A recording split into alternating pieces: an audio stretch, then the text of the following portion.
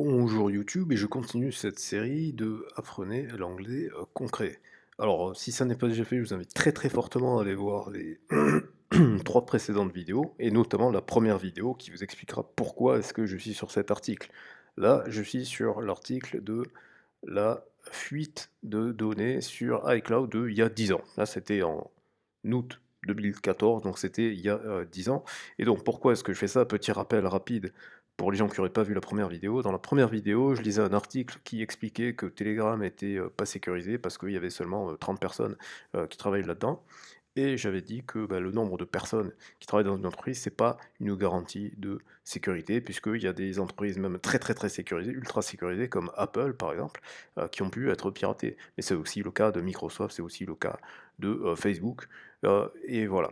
Et d'ailleurs, j'avais parlé qu'une entreprise qui avait relativement peu d'effectifs, comme par exemple l'entreprise NSO Group, qui fait le logiciel Pegasus, avec moins de 1000 personnes, eh ben, ils ont été capables de pirater plein de gouvernements, et en particulier qu'il y a des entreprises comme Meta, donc Facebook, et Apple qui se sont plaints. Voilà.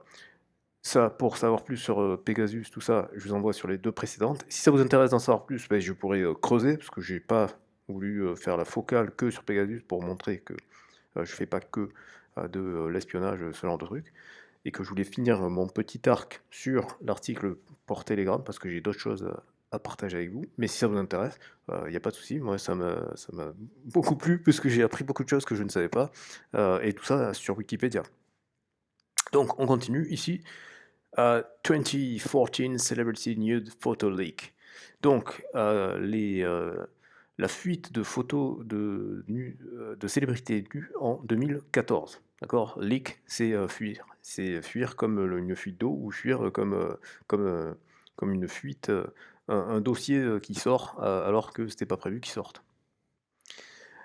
Donc on va lire pareil le premier paragraphe, et ensuite je vais vous donner quelques petites indications, et je vais vous inviter à lire vous-même. On August 31, 2014, a collection of nearly 500 private pictures of various celebrities, mostly women, with many containing nudity, were posted on the image board 4chan, and swiftly disseminated by other users on websites and social networks such as Imgur and Reddit. The league was dubbed the Fappening or Celebgate by the public.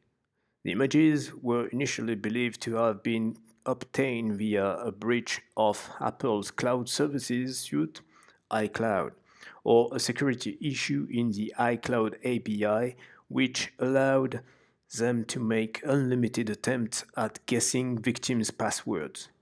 Apple claimed in a press release that access was gained via spear phishing attacks. Alors là, c'est très intéressant. C'est très intéressant du point de vue de la sécurité, mais déjà, la première chose, comme je l'avais dit dans la vidéo sur Telegram, limitez les informations que vous mettez sur le web ou sur ces applications, etc. Et je dirais même, pourquoi faire des photos de nus? Pourquoi? Et pour les gens qui me diraient la liberté d'expression, tout ce que vous voulez, ben regardez où ça vous mène. Regardez où ça vous mène. Pourquoi faire des photos de nus? Voilà. Donc, ici, on nous dit que le 31 août 2014, une collection d'environ 500, presque 500 photos privées de célébrités, de différentes célébrités, la plupart évidemment des femmes, contenant beaucoup de ce qu'on appelle des nudes maintenant, des photos de nus, ont été publiées sur le tableau d'images de 4chan. Alors 4chan, c'est le pire endroit où ce genre de choses peut être révélé. Je ne sais pas si ça existe encore, 4chan, mais tiens, ça sera l'objet de la prochaine vidéo. Et ont été disséminés sur d'autres sites web et sur d'autres réseaux sociaux comme Imgur. Alors Imgur, je connais pas du tout. Donc tiens, on ira explorer ça après. Et Reddit, pour les gens qui ne savent pas, c'est des forums en fait. Il y en a sur tous les sujets possibles et imaginables, mais c'est essentiellement des forums de geeks. Mais sur vraiment tous les sujets possibles et imaginables. C'est obligé qu'il y ait un subreddit qui vous concerne, qui concerne un domaine que vous aimez. La fuite a été nommée The Fappening. Alors, je vais pas le traduire parce que sinon, sinon, sinon YouTube va bloquer va censurer ma vidéo. Mais Fappening, c'est ce qu'on pourrait traduire par 5 contre 1. Voilà. Si vous réfléchissez un petit peu, 5 contre 1, si vous êtes un homme, vous devriez comprendre. Et voilà. Ou Celebgate.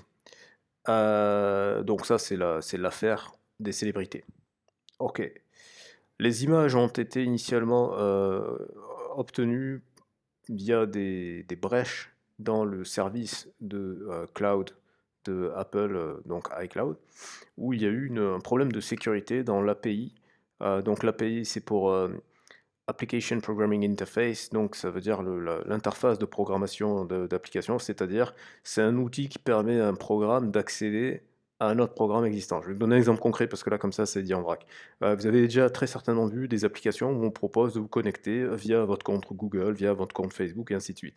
À chaque fois qu'il y a ce genre de truc, c'est une API qui permet à l'application de pouvoir utiliser les informations de l'autre application, qui de Google, qui de Facebook, qui de GitHub, etc. etc.